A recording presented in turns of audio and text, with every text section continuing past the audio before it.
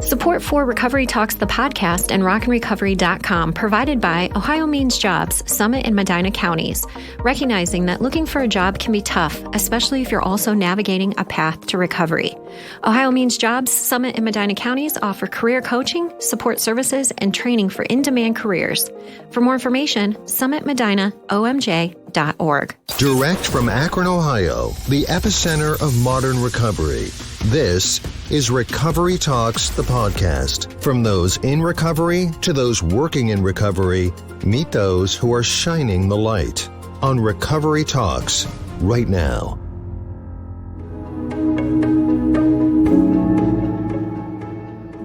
Welcome, everybody, to this episode of Recovery Talks, the podcast. And today I'm super honored by having two guests with me who are going to share a story that you're going to want to hear. And hopefully by sharing this story, we can shine a light on the cause that they hope to support.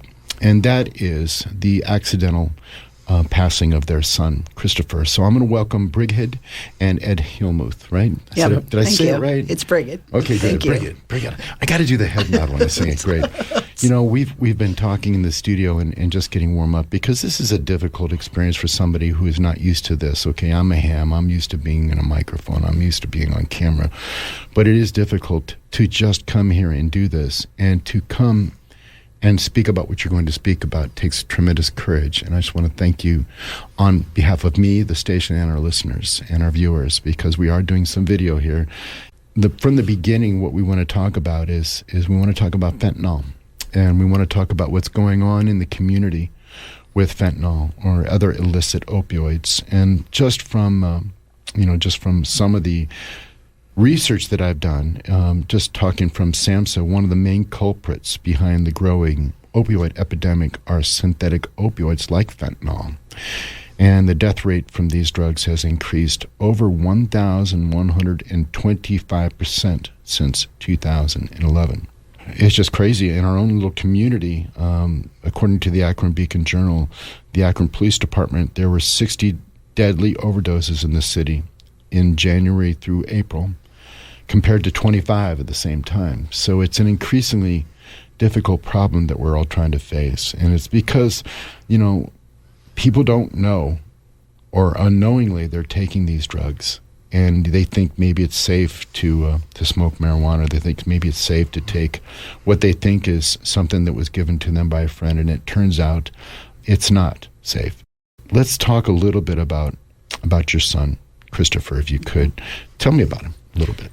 Christopher is, a great guy, and his kind of claim to fame was how smart he was, and that was in grade school, high school, even college. You started talking at what age?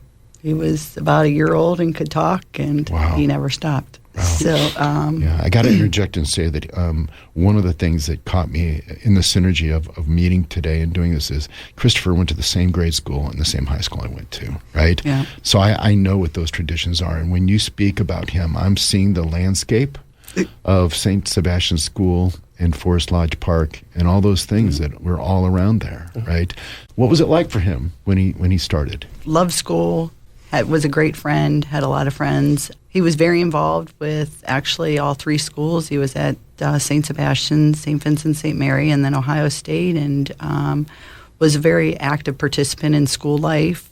He played football for the Fighting Irish. He played football. Which he wrestled. is a distinction that is, the guys I've seen that I played, and I played a little bit of sports at St. Vio. Unfortunately, I got hurt, but that's a badge of honor to have that varsity letter from St. Vio. He did. Yeah. Plus, he played against Joe Burrows There you go. when he in one of the state playoffs. Wow. So St. V lost, but you can say he played against the Heisman Trophy winner. Right. So, it's funny when, talking about that school, the sense of tradition here, and I know you're active in the community that supports those schools with your work that you're doing. But I just know that there's a sense of tradition that is around there, and there's a family, right? And I think that's part of what you're here to support, too, and we're going to talk about that a little later. Tell me a little bit more about Christopher. He was a great friend. That we heard that over and over, and we knew he had a lot of friends. He loved to talk, loved to argue. His favorites were history, politics, sports. Music. He loved music. Listened, we had it going in our house from morning till night when he was around. Right. Did you like his music? We did, mostly. Really? I know, right? Mostly, I know, right? yes. Yeah, I know. And we learned to like some music that I probably wouldn't have chosen. So Exactly. by being exposed to it. Right. And Christopher was a lot of fun and liked to have a good time. So he had just finished, during COVID, had moved back home with us in spring of 2020 and was finishing up his classes for Ohio State and finished his classes in August, getting ready he was actually going to be leaving for the military for a linguistics program that he had been accepted into. Fantastic. Yeah. So he had just, he finished his degree in business and minor in history at Ohio State. So he was doing really well and finished his classes. It was also the week of his 24th birthday and decided to go visit a friend who was working down in D.C. and they were doing the normal hanging out, going places, having drinks. And that Saturday night decided they were going to take Oxy, and it was not an intention to take fentanyl. It was, I think taking something and, to go out and party or whatever. And sadly, Christopher, he went into a coma, and he survived for 2 weeks. He was at Johns Hopkins, and so he actually passed on September 4th.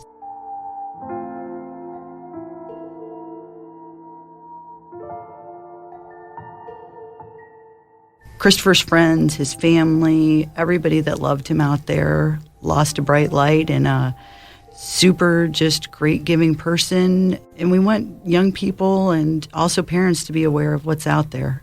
These pills aren't what they appear, and it can end very quickly. And let's talk about growing up, because all of us who have kids, right, at some point we realize we probably should talk about this. I mean, obviously for me, my story was my kids got to experience it with their dad. And, I've had some pretty uncomfortable discussions with them since that happened. But I think all of us at some point decide that there's certain things we need to talk to our kids about. The obvious things, how to behave when you're in public, what kind of friends you want to make are probably going to determine the trajectory of a lot of things in your life. And the drug discussion, for those of us that grow up, I think, in a certain era, it may be a little bit different discussion. I talked to my kids and said, look, there's a difference between use and abuse, right? And, we talked at great length about, okay, well, abuse is when you tell yourself you're not going to do it, and you can't not do it. But it sounds to me from everything we spoke about that this wasn't an issue with Chris at all. It was not. Right. So he was just a normal kid, right? Let's go out and do things that people do, that we're seeing other people do. And demographically, is probably a lot different than when we grew up, right? Right. The choices are so much different now, which is a big part of what we're talking about today. And I told you, before we started that if this was available, if this type of opportunity to use these types of drugs today, I'm not sure that I would have made it through to be standing here with you guys today. I'm not sure. Probably not. But tell me what those conversations were like for you, and maybe other parents can get a sense of how they're doing it, because that's really what we want, isn't it?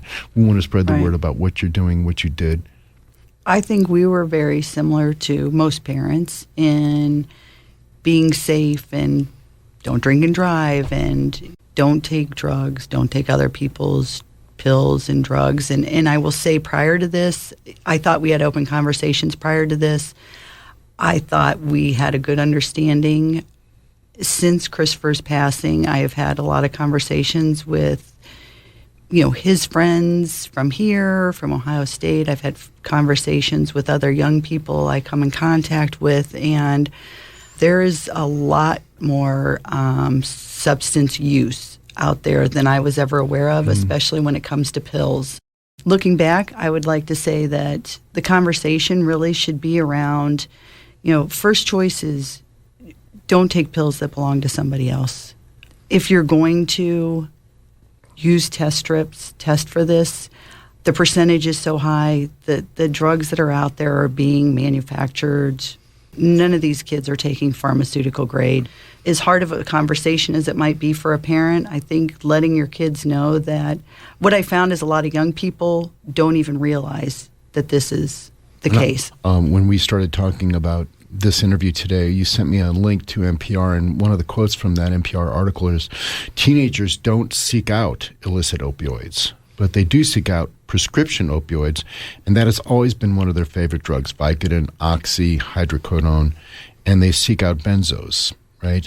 And they often end up buying counterfeit versions of these, fakes that look like the commonly used prescription medications, which have increasingly become contaminated with fentanyl, right?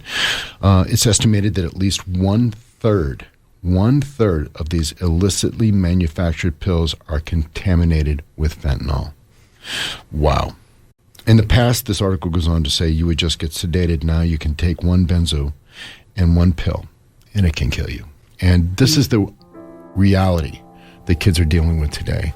I do get to see some of this in the treatment centers where the more experienced drug users, are very skilled in where they buy them from, but nobody's doing test strips. Nobody is.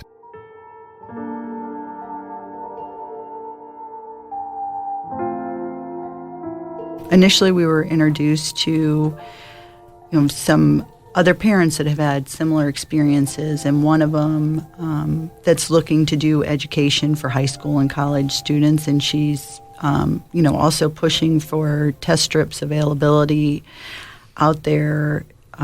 We've learned some additional information and learned that in the state of Ohio, test strips are illegal.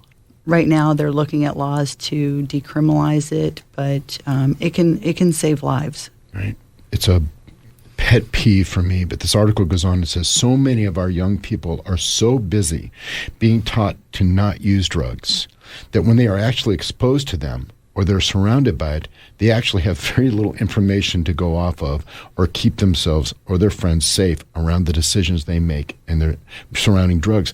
And I think it's because, again, some of the programs that are going on, especially at the middle school and high school level, are all about don't do it, don't do it, don't do it. But is there really a why and because, right?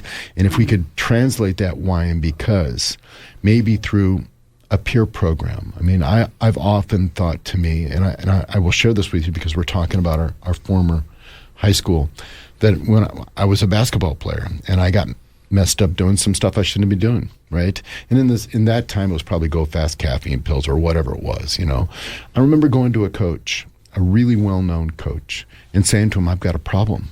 I think I need some help. And he took out a pad and wrote his phone number down and said, call me. That was the only tool he had. He didn't have anywhere to send me. He didn't have any referral programs. There was no peer-to-peer support that would have been available, right? And I just get a sense that if Christopher could have come through this, that he probably would have supported that. He probably would have said, look, this happened to me. Let me tell you what can happen to you. And that's the difficult part, the message we've got to get out, is because there are kids that really need to get the message out. You know what? I think this is a good spot for us to take a little break.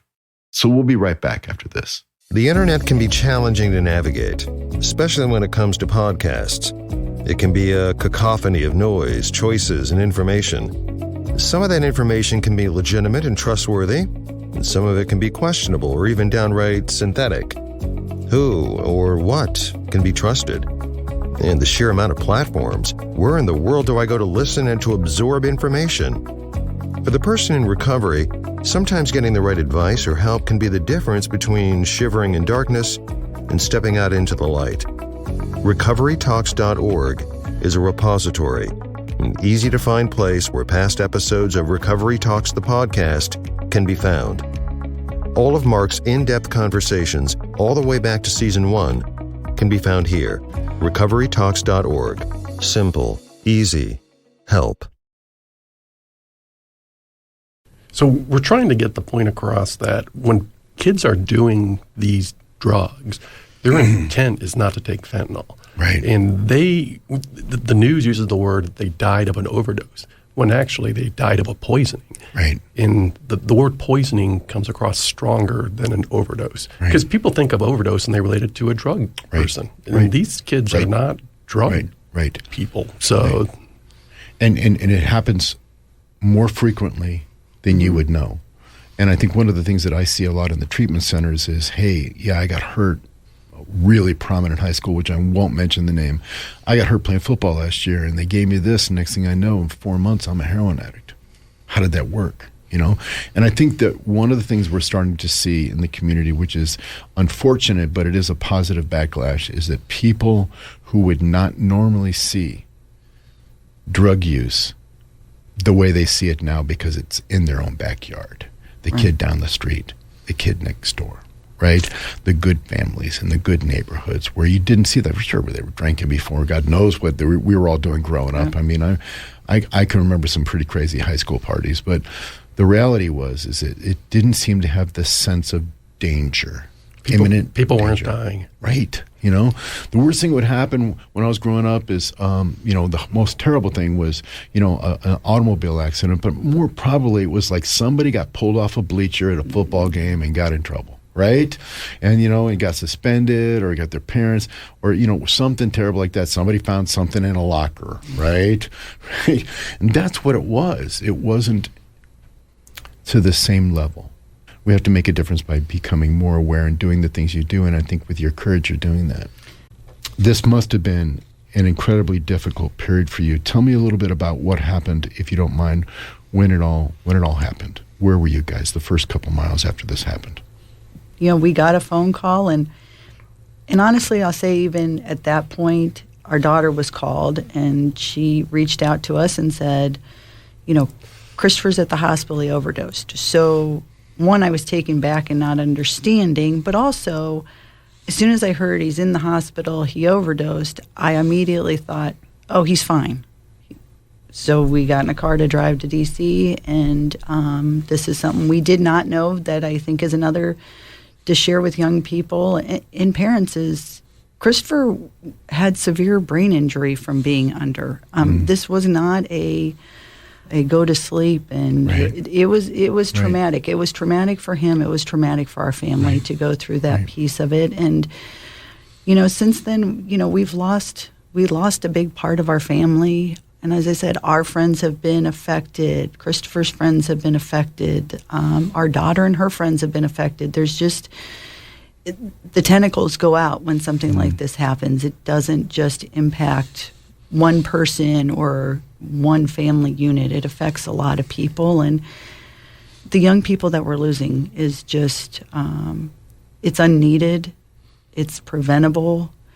But I think it's so important that there's just awareness, and that's one of the things we want to support is we don't want to own a program. I feel very strongly what you said about the peer.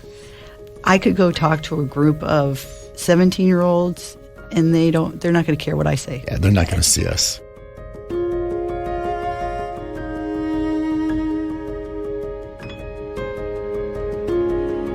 I've done this interview with parents that have lost children 3 or 4 times.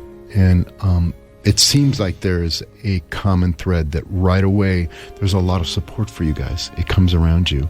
And maybe at that point you aren't really ready to get that support. You're trying to say, what happened, right? And you're trying to, it's great that people want to come around you, your family, your church family, all your close friends. But sometimes that's the last thing you really want. You want to be able to be close with your unit and just say, what's happening here, right? And then some time passes, and maybe you're ready for that support. And the hard part is a lot of people just go on with their lives. And that's the part that I'm struck with when I see people in the community lose someone is that, yeah, there's a lot of support, and then people kind of just go on with their lives. And it's really what this incredible thing that's happened to us, this trauma that happened to us, it's really about how we survive is what we do with it, how we go on. How do you go on? So maybe you could talk about some things that you guys do that get you through things, because it's got to be difficult. I mean, every day I wake up with some of the consequences, that I dealt with. I can only imagine what it's like for you guys. So what do you do?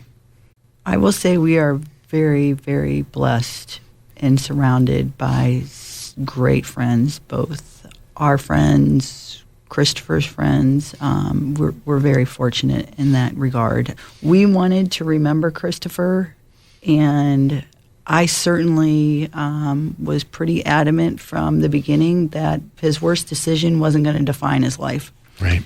We did start a foundation, and we wanted to give back to students.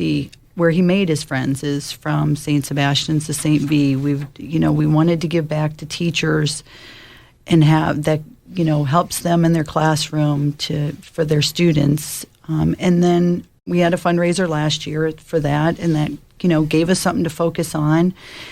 But as we move forward and have learned more and more about just what's out there and these pills and so forth, we decided we really also would like to support organizations that are out providing awareness in the community. So that's also what we've added to that, and tried to go and meet with people and get in front of people and tried to focus our energy and efforts. Right. Just that other families don't have to experience what our family has gone through. What do you say? What do you say when you meet somebody that's gone through the same experience as you? I mean, where do the words come from? How do you just self-describe? There is a connection, though, when you meet with people, and we've met, a number of these families, and it's an opportunity to talk about our children outside of all of this. Right. And that's what's been most helpful. And, sadly, I've now been introduced to other families. Somebody introduced us to, a family, and they introduced us to somebody else. And now, I've been introduced to, some other families that have had similar circumstances. And it does mean a lot to have people that have gone through this to talk to and help, have somebody to walk this journey with. Right. One of the concepts that I work with in the recovery community is that peer support, that peer-to-peer support. That's more powerful than anything else. More powerful. When I first started into a 12-step program to help me with I remember somebody say to me, we're going to love you until you can figure out how to love yourself again. Because after we have trauma like this, the most difficult thing for us is to get back to a sense of self. Right, and how do we manage it? How do we go forward? So I would imagine that working with other families, and right away, don't you? You can see it, you can feel it around them. It's like they have an aura around them that they get what you went through, and there's no way to describe that to other people. Right. And that's where I think a lot of the comfort comes from. So tell me a little bit about the organizations that you're working with now, because I really want to highlight and talk about where people who are listening to this podcast or watching on YouTube, where would they go to be able to reach out to find out some of the projects you're working on? We have a website out there. It's chrisvestakron.com. We're actually, we have an event coming up at the end of August. Yeah, let's talk about the event. Yeah, because that looked like really a lot of fun. It should be. Yeah. It will be. And, a little background of last year, it was actually Christopher's friends and a number of the dads that kind of put this idea together for us and really worked hard on helping us put it together last year. And we did it to honor Christopher. Christopher loved to party. He loved being around people. He loved music, so he liked to drink beer. So we did an event last year that we had breweries and bands and food trucks, and wanted to raise money, but to be a celebration, and it honored him in, our biggest thing was he would have loved, he was there with us, and he was probably thinking, this is a good time. This is a cool thing, yeah. This is a lot of fun. I would go to this party. Right. I would go to this party. Well, that's great. Well, I just want to say thank you for having the courage to come here today and talk about it. And for our listeners, if you want to go back into the podcast description where you found the podcast, we'll put all the links to find all the projects you're working with and ones that you support, because we want to make sure that we highlight that and shine a light on those things also. And if I can share one thing, we, it's important to us that, we want to support community organizations that are educating young people and peer-to-peer groups for college and high school students. So, our familiarity and we're, looking to bring her into some schools is an organization, Birdie Light, but we are looking for ways to give back. So as your listeners are listening, there's a link to reach us and reach out, because if there's students that want to put programs together, we want to be there to support those programs. Right. And I have a feeling this is not the last time we're going to speak about this stuff too. So if there's something we can do here at Rock Recovery and Recovery Talks, the podcast, make sure you reach out to us. We want to do that. We appreciate that. You bet. Really, thank you for having us. Well, I appreciate that. Thank you. And I just want to say before we leave that I'm standing in front of these two folks, and I can tell a sense that it takes, like I said before, enormous endurance and courage to be able to do what you do every day. Sometimes what I can tell you of what I've learned, especially in the recovery community and with trauma, sometimes it just takes getting through a bunch of crappy days, and then all of a sudden you turn around and you look and you see there was some good stuff there. We got some stuff done. And I think that's really, more than anything, what I sense work in the communities is just a bunch of crappy days, and all of a sudden you turn around and go, wait a minute, there's some magic there. Something good happened. So hang in there and stay standing. And to all our listeners, I just want to thank you all for listening to this episode of Recovery Talks, the podcast. If you liked it, you can find more of them at recoverytalks.org, and rest of the season is also there. And so until then, until the next time we get to see each other, hear from each other, let's everybody please remember to stay connected, stay standing, and steady on. Thanks again. Thank you. Thank you.